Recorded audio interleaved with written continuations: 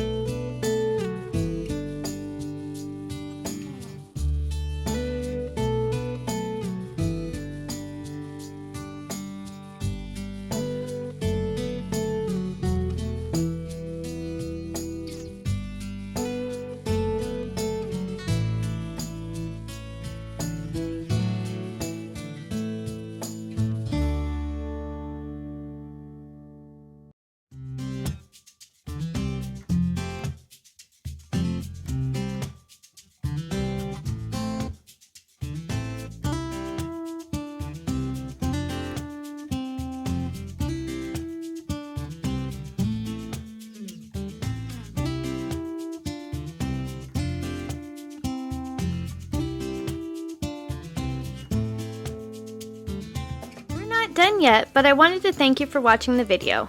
And if you're getting value, please be sure to subscribe and hit the notification bell so you don't miss another creative post. A super thanks would be really helpful but definitely not necessary. And a thumbs up would help the channel for free so I can continue making videos. I'll have another creative video you're going to love on the screen soon. Go ahead and watch that video and I'll see you there.